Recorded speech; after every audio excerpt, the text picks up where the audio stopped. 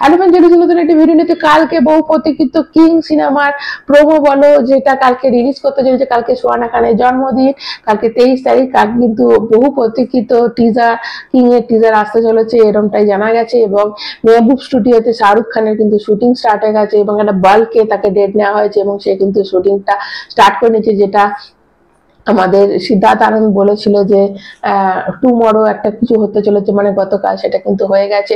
এবং তার সাথে মানে মেহবুব স্টুডিওতে শুটিং স্টার্ট হয়ে গেছে। এবং এই তোমরা নিশ্চয়ই জানো যে হাউসফুল 5 এর একটা ট্রেলার আসার কথা ছিল, যেটা কিন্তু পেছিয়ে গেছে। এবং রামায়ণেরও আসার কথা ছিল, তো রামায়ণের কিন্তু পেছিয়ে গেছে। এবং তার সাথে তোমাদের জানিয়ে দিই যে রামায়ণ এবং মানে কিং এর কোথায় ক্লাস লেগেছে। দেখো, রামায়ণ রিলিজ করছে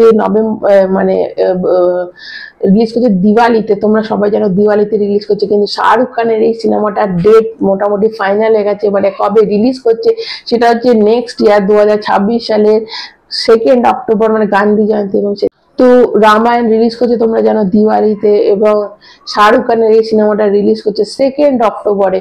তো এটাই একটা ব্যাপার যে শাহরুখ খানের মানে সিনেমাটা রিলিজ করছে 2 অক্টোবরে। এবং দেখো সিনেমাটা ব্যাপক একটা হিট করবে, এটা বোঝা যাচ্ছে। যদিও প্রচুর স্টার কাস্ট রয়েছে, কিন্তু দেখো এটাও ঠিক যে শাহরুখ খানের সিনেমাটায় যদি কোনো দক্ষিণ ভারতের হিরো থাকতো তাহলে দুই দিকটাই কিন্তু ম্যানেজ করা যেত। শাহরুখ খানের সিনেমা মোটমাট হিন্দি বেল্টের ওপর বেশি জোর থাকবে, কারণ হিন্দি বেল্টের লোকরাই দেখবে। এবং তাতে কিছু যায় আসে না, হিন্দি বেল্টের লোকরা যদি দেখে ফার্স্ট দিন বিশাল একটা কিছু ধামাকা হবে, এবং এখানে যে 1000-1200 কোটি টাকার কোনো ব্যাপারই হবে না, তাড়াতাড়ি উঠিয়ে নেবে। তো সেটাই একটা বিশাল বড় ব্যাপার। এবং দেখো হাতে কিন্তু 1 মাস মতো টাইম থাকবে, 1 থেকে 1.5 মাস।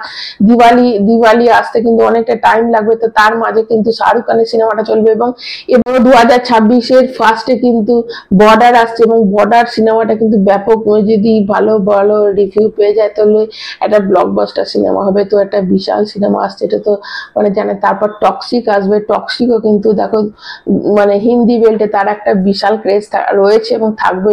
যেমন বর্ডার তেমনই কিন্তু টক্সিকও একটা বিশাল বড় হিট করবে। তারপরে সিনেমাটা আগস্টে কোন একটা বড় সিনেমা আসছে, 2026-এর আগস্টে একটা বড় সিনেমা আসছে, সেটা হচ্ছে শোনা যাচ্ছে লাভ অ্যান্ড ওয়ার আসবে। তো তো এটাও একটা বড় সিনেমা আসতে চলেছে।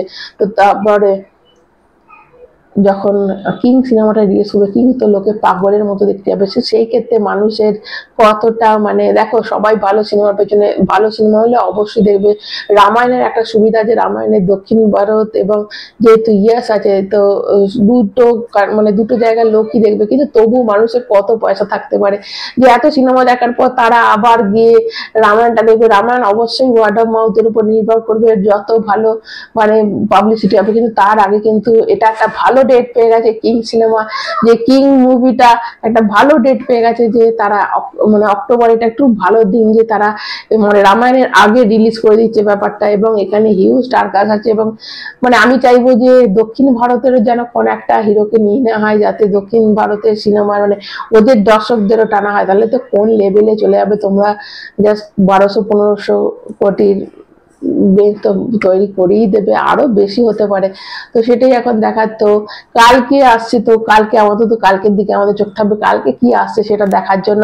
তো তোমরা কতটা এক্সাইটেড কালকের জন্য অবশ্যই কমেন্টের মাধ্যমে জানাবেন।